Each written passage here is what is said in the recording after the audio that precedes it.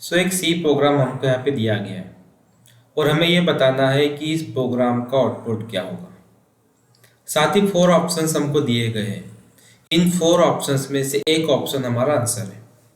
मैंने एक practice problem भी यहाँ पर रेडी रखी है जो कि दी गई प्रॉब्लम के सिमिलर है। प्रैक्टिस प्रॉब्लम में सिर्फ जे की वैल्यू मैंने चेंज कर दी है, बाकी पूरी प्रॉब्लम एज इट इज है। तो आइए समझते हैं कि जो प्रोग्राम हमको दिया गया है उसका आउटपुट क्या होगा। यदि हम प्रोग्राम के अंदर देखें तो मेन फंक्शन में हमको एक अरे दिया गया है। ओके, ये अरे कुछ इस तरह से ए के आगे 3 टाइम्स स्क्वायर ब्रैकेट है। डेट मीन्स ये 3 डायमेंशनल अरे को बताता है। देखिए, एक होता है 1 डायमेंशनल अरे कुछ इस तरह से, देन अरे ऑफ 1 डायमेंशनल अरे। ओके, मीन्स कुछ इस तरह से अरे ऑफ 1 डायमेंशनल अरे, ये हो जाता है 2 डायमेंशनल अरे। अब 3D मीन्स द अरे ऑफ 3 डायमेंशनल अरे। ओके, कुछ इस तरह से ये हो जाता है 3 डायमेंशनल अरे। So what is 2D? 2D array is array of 1 dimensional array. 3D array is array of 2 dimensional array. तो अभी ये सब हमको यहाँ पे इस प्रोग्राम को सॉल्व करने में मदद करेगा। हम देखते हैं किस तरह से।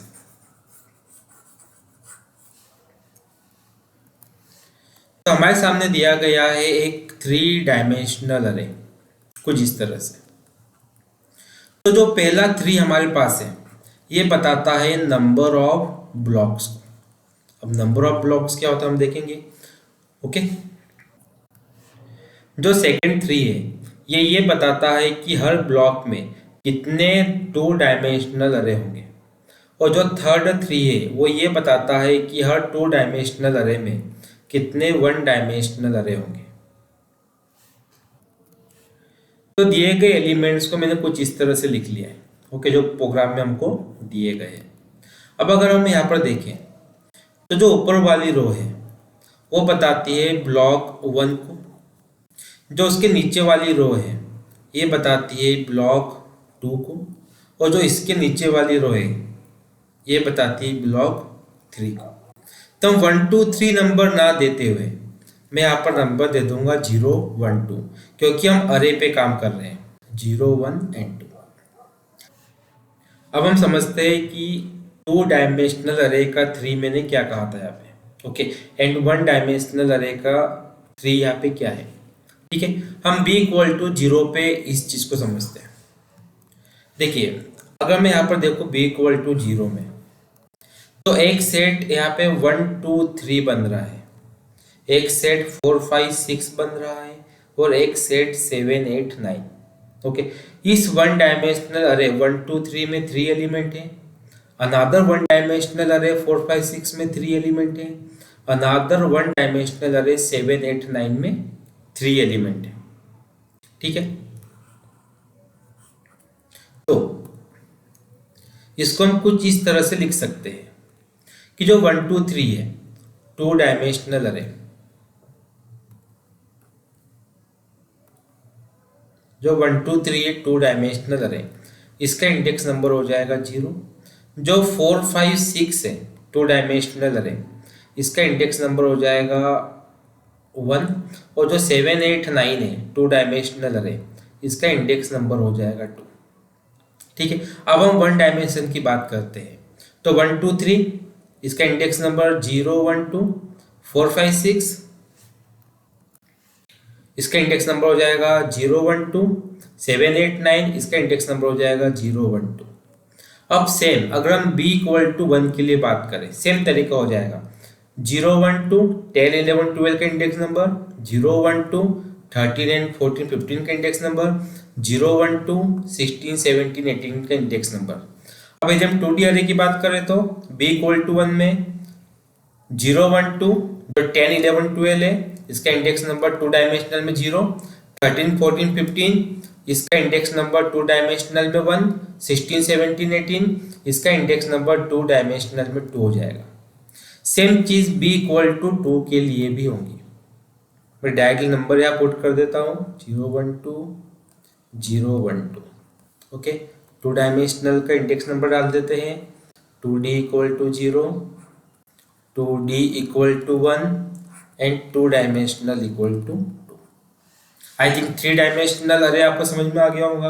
ओके, यदि कोई भी डाउट हो आप कमेंट बॉक्स में लिख दीजिएगा, नेक्स्ट वीडियो में हम थ्री डायमेंशनल अरे को समझ लेंगे। ठीक है, अभी तो थ्री डायमेंशनल अरे को हमने अरेंज कर दिया है। अब हम आते हैं नेक्स्ट लाइन पे, int I equal to 0, J equal to 0, K equal to 0। तो ठीक है, हम लोग क्या करेंगे, एक आई नाम का वेरिएबल बना लेंगे, उसमें 0 रख दिया। एक जे नाम का वेरिएबल बना लेंगे, उसके अंदर 0 रख दिया। एक के नाम का वेरिएबल बना लेंगे, उसके अंदर हमने 0 रख दिया। ठीक है, अब आगे स्टार्ट होता है फॉर लूप। तो फॉर लूप क्या बोलता है कि जब i इक्वल टू 0 है, उसके अंदर नेस्टेड फॉर लूप है k के लिए, k equal to 0, k less than 3, k plus plus, और यहाँ पे प्रिंट क्या होने वाला है, a i j k। Okay, तो थोड़ा इसको इस तरह से हम समझते हैं फॉर लूप को। देखिए, ध्यान देने वाली बात है, इस फॉर लूप के अंदर जब i इक्वल टू 0 रहेगा तो k इक्वल टू क्या होने वाला है, 0, 1 एंड 2। जब i इक्वल टू 1 रहेगा तो k इक्वल टू क्या होगा, 0, 1 एंड 2। और जब i इक्वल टू 2 होगा तो k इक्वल टू क्या होगा, 0, 1 एंड 2। लेकिन इन सब के अंदर जो j की वैल्यू है वो हमेशा 0 ही है, j की वैल्यू चेंज नहीं हो रही है, j की वैल्यू फिक्स है। डेट मीन्स ये जो लाइन हमको दी गई है जिसको हमें प्रिंट करना है, उसको हम कुछ इस तरह से लिख सकते हैं, जैसे a i 0, j की वैल्यू 0 और k की वैल्यू 0। देन a i की वैल्यू 0, j की वैल्यू 0, k की वैल्यू 1। देन a i की वैल्यू 0, j की वैल्यू 0, k की वैल्यू 2। ठीक है, अब i इक्वल टू 0 पे हमने काम कर लिया। अब a i equal to 1, j equal to 0, k equal to 0। a i equal to 1, j equal to 0, k equal to 1। फिर a i equal to 1, j equal to 0, k equal to 2। अब i equal to 2 के लिए हम काम करेंगे, a i equal to 2 पे for loop क्या बोलेगा, j तो 0 ही है, k की value 0। Then a i equal to 2 पे j की वैल्यू 0, k की value 1। Then again a i equal to 2 पे j की वैल्यू 0, k की वैल्यू 2। अभी जो हमने आउटपुट लाया है, ठीक है, इसमें जो i की वैल्यू है ये बताती है ब्लॉक को, जो j की वैल्यू है वो बता रही है टू डायमेंशनल अरे को, और जो k की वैल्यू है वो बता रहा है वन डायमेंशनल अरे को। अगर सिंपल में अगर देखो b इक्वल टू हमने 0 लिखा है, ओके, तो b की जगह पे मैं रख देता हूँ i equal to 0, b equal to 1 की जगह मैंने रख दिया i इक्वल टू 1, और b इक्वल टू 2 की जगह मैंने रख दिया i इक्वल टू 2। सेम चीज हम 2d के अंदर करेंगे, जहाँ पे हमने 2d लिखा है वो सारे के सारे 2d को हटा के मैं j लिख देता हूँ। हमने j कर दिया, j equal to 0, j equal to 1, j equal to 2, j equal to 0, j equal to 1, j equal to 2। Then j equal to 0, j equal to 1, j equal to 2। ठीक है, और जो k है, k की value यहाँ पे है one dimensional में, k इक्वल टू 0, 1, 2, इस तरीके से जो लिखा हुआ है, k equal to 0, 1, 2, k equal to 0, 1, 2। सबसे पहले हम देखते हैं जब i इक्वल टू 0 था, j इक्वल टू 0 है, k इक्वल टू क्या है 0, मतलब 1 प्रिंट हो रहा है।